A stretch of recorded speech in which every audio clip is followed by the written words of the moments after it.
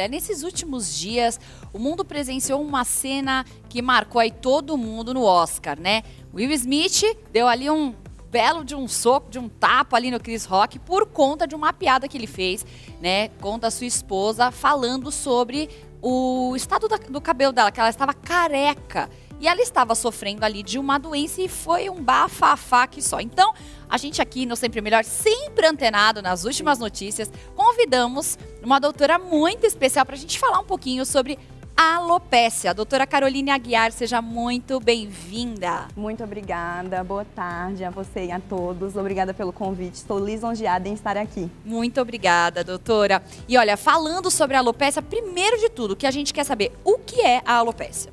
Essa palavra é uma palavra mais técnica, então é muito importante esclarecer isso. Então a alopécia, ela é uma queda parcial ou total dos cabelos e ou pelos do corpo, uma perda desses cabelos. Pode ser uma queda difusa, pode ser uma queda parcial, então depende de cada caso. Tá, então tem mais de um tipo de alopécia, Com certeza, é isso? Isso mesmo. Ah, então olha, gente, antes da gente explicar aqui quais são os tipos, eu quero saber como fazer o diagnóstico, né? A gente tem um vídeo aí que vai falar um pouquinho, vai ajudar você aí a entender um pouquinho. É uma das queixas mais comuns no consultório do dermatologista e pode causar um impacto significativo na vida de homens e mulheres. Existem diversas causas para esse problema e as mais comuns são estresse, ansiedade, cirurgias, pós-parto, causas genéticas como a calvície, a famosa alopécia androgenética, causas hormonais, causas cicatriciais, dentre outras. Em minha consulta, eu converso detalhadamente com o paciente sobre a queixa dele de queda de cabelo e avalio de forma minuciosa o couro cabeludo e os fios desse paciente. Existem diversos tratamentos que podem ser realizados para melhorar esse tipo de queixa, que podem ser feitos em casa e no consultório. O mais importante é diagnosticar e tratar o mais rápido possível.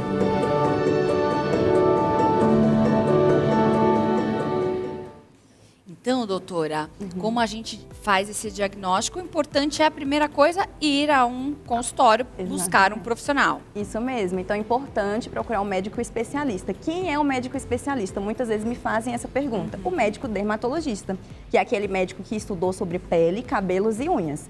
Então, com sinais de alarme, que a gente até pode conversar sobre isso. Sim. Então, o paciente ficou com alarme ou está com dúvida em alguma coisa, procure um médico dermatologista. Isso é muito importante. Olha, o Covid trouxe aí para muita gente queda de cabelo. Eu falo porque eu fui uma vítima da queda de cabelo, né? Que também eu não sabia que era um tipo de alopécia também, que é o eflúvio telógeno, é isso? Então, é legal a gente falar a diferença, porque como muita gente teve Covid e passou por essa queda, vamos então falar um pouquinho agora sobre os tipos de alopécia, e aí você pode falar também desse do Covid, aí que foi um susto para todo mundo. Exatamente. Então, quando você procura um médico dermatologista, ele vai te avaliar, colher tua história, né, perguntar sobre todos os detalhes do que pode ter acontecido, a alimentação, se teve algum episódio de estresse, ansiedade, várias coisas, se usou algum medicamento, e também fazer toda essa avaliação global. E a partir disso, a gente tem dados para definir qual é o tipo de alopécia desse paciente, o tipo de queda de cabelo. O eflúvio telógeno é uma das principais queixas que eu tenho em consultório. É uma queda momentânea desses fios, geralmente é momentânea, uma porcentagem pequena de pacientes vira crônico, vira uma coisa que não tem cura, mas na maioria dos casos é agudo. E, gente, só para tranquilizar vocês, vai melhorar. Porque o paciente fica muito nervoso, né? Nossa, porque muito. É um tipo de queda que cai mulher, muito né? Acho cabelo. Que é pior, né? Mulher, acho que é a que mais fica desesperada, Exato, né? não. As mulheres chegam desesperadas. A mulherada chega na clínica desesperada. Então é muito prazeroso conseguir recuperar essa autoestima delas. Então o eflúvio telógeno é essa queda momentânea em que os fios passam por 3 fases. Uma fase de crescimento, uma fase de transição, repouso e uma fase de queda. Devido a algum estresse, alguma infecção, uma cirurgia, um medicamento que o paciente tomou, esses fios eles entram precocemente na fase de queda. Então, a maior parte dos fios, eles começam a cair por causa disso, por causa desse estresse no corpo. E aí dá todo esse desespero no paciente de cair muitos fios. Entendi. E uma das causas do eflúvio telógeno é a infecção por coronavírus. Então, ela é um tipo de queda e a causa seria o Covid, uma das causas. Entendi. E aí, como que é o tratamento para conseguir aí, né, sair desse ciclo aí de queda? Claro, nós disponibilizamos sempre com muito embasamento científico, né, de diversos tratamentos com comprovação científica. No caso do eflúvio telógeno, é uma queda que vai melhorar, o próprio corpo vai recuperar. A gente tem nosso sistema de defesa que vai melhorar isso, mas A função do dermatologista é orientar o paciente e propor tratamentos para abreviar esse período, encurtar, deixar isso o mínimo possível. Então, a gente pode dispor de medicamentos orais, se necessário, se o paciente realmente tiver alguma deficiência de vitamina associada, a gente repõe essa vitamina, né? Tem alguns ativos que têm alguma comprovação científica para melhorar também a qualidade de fio. E também tratamentos em consultório, como, por exemplo, o LED, que tem uma ação anti-inflamatória, que é uma luz. A gente também pode utilizar tratamentos injetáveis para o couro cabeludo com medicamentos e fatores de crescimento. Então, tem uma gama aí de tratamentos, mas tudo depende muito da avaliação individualizada de cada paciente. No caso da alopécia, a gente viu, né, ali aquele caso do Oscar, Sim. tudo que a esposa do Will Smith, ela estava careca. Isso. No caso da alopécia, não tem como melhorar? A pessoa fica mesmo sem o cabelo? No caso dela, ela tem um tipo de alopécia que chama alopécia areata. Provavelmente é a alopécia areata, ela não realmente declarou, né, abertamente que ela tem a areata, mas nós profissionais temos essa suspeita porque ela falou que é uma alopécia autoimune.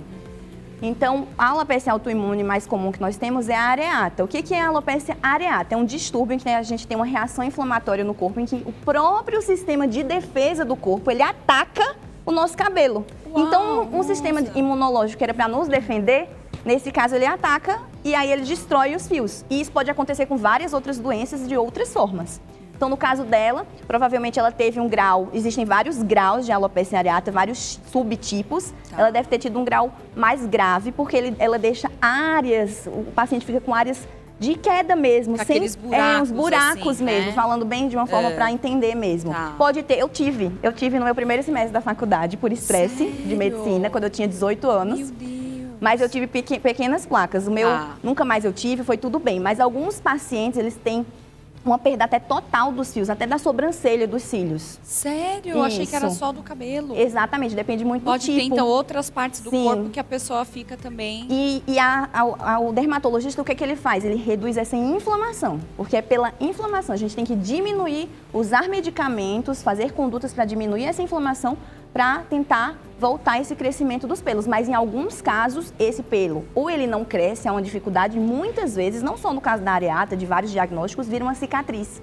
E aí, quando vira cicatriz, a gente não consegue voltar isso. Mas provavelmente o caso dela foi mais grave, por dela ter raspado E o tem cabelo. algum outro sintoma, a alopécia? A alopécia, você pode ter coceira no couro cabeludo, Tá. nas regiões, a areata inclusive, mas é mais difícil, que é a chamada Tá. tricodínia, né?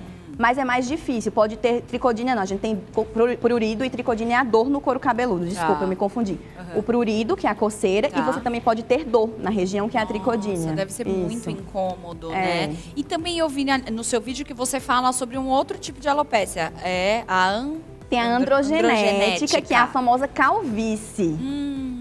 Que é fica pau a pau ali com o eflúvio telógeno. Tá. São as mais comuns em consultório. Tá. A calvície pode ter tanto em homens quanto em mulheres. Algumas pessoas pensam que é só em homens, que tem a carequinha, as famosas entradinhas, mas Exatamente. não. A calvície também pode dar em mulheres e cada vez mais eu tenho pego mulheres com esse diagnóstico. E as mulheres estão mais atentas a isso. É verdade. Então elas já vêm, eu tenho androgenética. Elas Tá. já sabem às vezes, já foram diagnosticadas, querem fazer segmento ou já leram sobre o assunto. Então é legal que está um assunto cada vez mais em evidência. Às vezes a pessoa tem essa doença e ela fala, eu vou colocar um mega hair, por exemplo, pra dar uma disfarçada. Sim. Piora? O mega hair, ele pode causar um tracionamento na região. Então o que é que pode acontecer? Esse tracionamento gera uma alopécia, que é outro tipo de alopécia, então foi excelente sua pergunta, que é a chamada alopécia de tração. Em que o peso do mega hair e essa tração que o mega hair faz nos fios, ele pode gerar uma reação inflamatória no folículo, que é a região que o cabelo está implantado. E isso pode gerar a longo prazo queda, enfraquecimento do fio e até uma cicatriz. E aí o fio lá naquele local não cresce mais. Então tem que ter... Eu não sou totalmente contra o uso de mega hair, eu acho que pode ser utilizado, mas tem que ser um bom profissional. Tem que ter muito cuidado e não usar direto. Tá. Pode colocar, depois tirar. Tira um tempinho, Isso. né? Eu já usei uma época, pra mim foi super tranquilo, não Isso. aconteceu nada, mas eu fazia certinho a manutenção. Fazer a manutenção certinho, higienizar bem a região. Mas também assim, tem essa questão, né, que às vezes as pessoas não higienizam.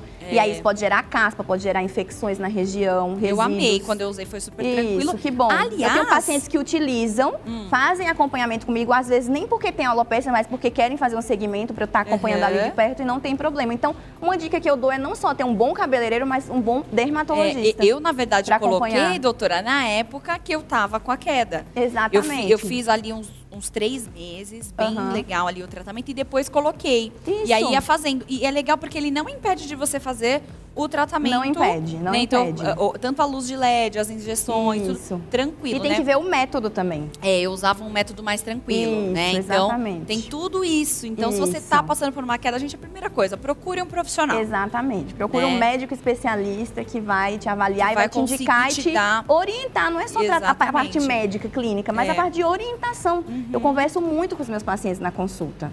Até uma rotina capilar para melhorar a qualidade de haste, né? Que é o comprimento dos fios. Até isso eu oriento o volume também. O que ele deve fazer, como é que deve lavar, com a quantidade correta de produto. Tudo isso, na minha consulta, é orientado. O dermatologista, nem todos são especialistas na tricologia. A formação do dermatologista já é um especialista para pele, cabelos e unhas. Então, ele já sai apto a isso. Mas é sempre importante estar se atualizando e procurar cursos ou pós-graduações para isso. Por exemplo, eu acabei de voltar da Europa, fiz um fellow, que a gente chama, que é um estágio, na área de tricologia, em Lisboa. Olha, que legal. Então, a gente sempre está estudando e se atualizando para trazer as novidades para os pacientes. Muito bom. E assim, tem algumas receitinhas caseiras que o pessoal faz aí, né, que a gente fica meio preocupado, né? Então, assim, eu queria que você desse, assim, umas dicas pra gente. O que é bom a gente fazer para evitar a queda de cabelo? Olha, sobre receitas caseiras, eu quero dizer que vocês têm que ter muito cuidado. Eu sei que vem da geração antiga, as pessoas fizeram, algumas até as pacientes falam pra mim, tem eficácia, mas eu não sou muito a favor, porque hoje a gente tem bons produtos e coisas com evidência científica. Então, se a gente tem coisas que foram estudadas e tem comprovação, vamos usar isso. Eu já peguei muito paciente com dermatite, alergia por causa de receita caseira. Olha só. Então, vem aí o alerta, tomem cuidado. E o que a gente pode fazer para evitar? Então, sempre está higienizando da forma correta esse couro cabeludo, lavando com frequência correta. Às vezes eu pego muitos pacientes que não lavam adequadamente. Então, o paciente tem um couro cabeludo muito oleoso e eles só lavam uma vez na semana. Não. Esse paciente, ele tem indicação de lavar todos os dias. Não vai fazer mal, não vai fazer os cabelos caírem mais, porque isso são mitos que as pessoas espalham. Pode lavar todo dia. E nas minhas redes sociais eu sempre estou esclarecendo esses mitos e dá uma polêmica, mas a gente tem que esclarecer, né? Não, ainda mais que a pessoa vai pra academia todo dia, doutora. Como é que não tem como, porque o suor ele também pode gerar dermatite, né? Então, é estraga importante higienizar. super o fio também, né? Exatamente, o sal, né, resseca suor, os fios, né? Resseca os fios. Então, higienizar bem, saber como lavar esse cabelo, porque muitas vezes os pacientes colocam muito shampoo, não enxaguam bem o shampoo. Põe o shampoo direto na cabeça, né? Coloca o condicionador, faz isso, coloca o condicionador na raiz e aí fica com aquele couro cabeludo mais oleoso. Então, isso é importante também, saber higienizar. Outra dica que eu vou dar pra vocês é evitar prender os cabelos muito apertados e molhados, porque isso gera a alopecia de tração que eu falei pra vocês. Não é só o mega hair. É o tal do fungo? As pessoas falam, não pode dormir. Isso também pode gerar proliferação bacteriana, fúngica e dermatites no couro cabeludo. Então, evitar dormir com os cabelos molhados, prender eles molhados, tanto por causa de queda e quebra, né? Então, isso é outra dica. Ter uma alimentação balanceada, né? Isso aí é de praxe. Básico, pra Invistam em frutas vermelhas, que são agentes antioxidantes, ajudam muito. Olha, que legal! Proteínas é muito importante, porque a gente tem a queratina do fio, então, né, aminoácidos, né, é importante ingerir bastante proteína. E exercício físico, para melhorar essa oxigenação na região. E também porque o exercício físico ajuda a gente a fugir do estresse, né? Evitar estresse e ansiedade também ajuda nos cabelos, na queda. Até pra quem também foi legal, você lembrou um pouquinho, que às vezes a pessoa não tem queda de cabelo, ela tá tudo certo com ela, mas ela tem um fio, sabe, pouquinho, aquele fio mirradinho, sem volume, ou não, o cabelo não cresce. Isso. Né? Existe, então, também tipos de tratamento para esse tipo de pessoa? Primeiro, a gente tem que identificar se o paciente ele realmente não tem uma doença crônica, como uma calvície, né, alguma coisa de base, aí a gente pode tratar. Se é um padrão que o paciente, desde que ele nasceu, um padrão genético, ele tem pouco cabelo, ele não tem tanto volume, ele tem uma densidade, aí fica complicado, porque a gente já nasce com uma velocidade genética programada, então eu não consigo alterar isso. Tanto que tem pessoas que o cabelo cresce até a cintura e tem pessoas que o cabelo não cresce. E a pessoa nasceu com isso.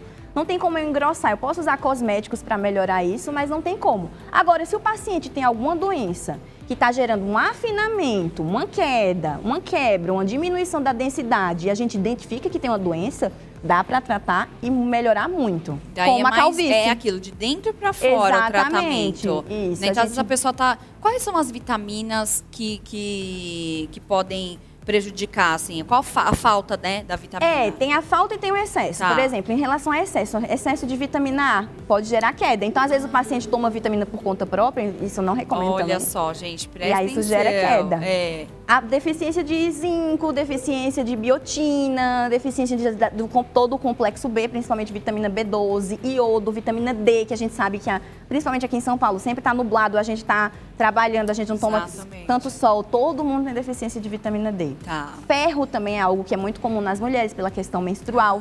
Então, pelo sangramento, perde-se ferro e aí, né? Às vezes a gente nem precisa estar... E às vezes não necessariamente a pessoa tem uma anemia, mas alguns estudos falam que um déficit, né, um nível de ferro abaixo de certo número, ele pode gerar uma queda, deixar o cabelo mais fraco. Então, tudo isso são coisas muito detalhadas, tudo isso tem que ser identificado.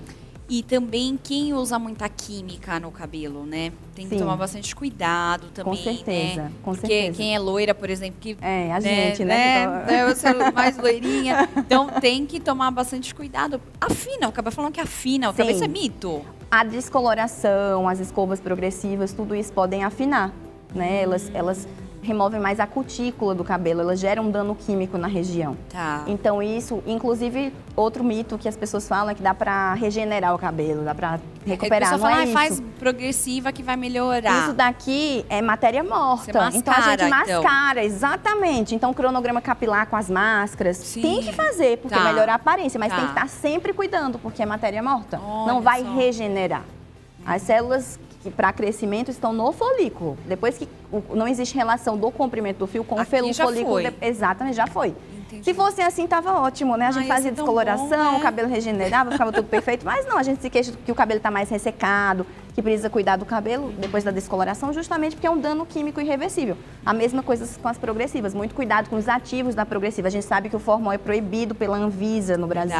E ele pode gerar outras consequências, como câncer, dermatites, alergias, então isso é muito importante a gente frisar. Tem progressivas que são permitidas. A gente tem até uma cartilha da Sociedade Brasileira de Dermatologia. Depois vocês vão deixar meu Instagram, quem tiver dúvida me chama no Instagram que eu mando a cartilha para vocês. Ai, que legal. Que é super legal porque mostra quais as substâncias permitidas para alisamentos. Olha, que interessante. Então isso é muito legal. Olha, doutora, muito legal. Essa aula que a gente teve aqui, né? Um bate-papo em forma de aula. Sim. Olha, como você falou do seu Instagram, já deixa pra gente, então, os seus contatos, as suas considerações finais para quem está nos assistindo, por favor. O meu Instagram é @dra_de_doutora.caroline com C, Aguiar. E o contato para a clínica é o 11 94127 3656. Falar com a Larissa, que é a minha concierge. Muito que é legal. Uma querida. Você está aqui em São Paulo, né? Estou aqui em São Paulo, na região de Higienópolis. Muito bom. Então, olha, você que é aqui de São Paulo, aproveita, já segue a doutora, liga lá, marca a sua consulta para você ficar com o seu cabelo maravilhoso. Eu já vou fazer a minha consulta aqui em breve. Depois eu conto para vocês.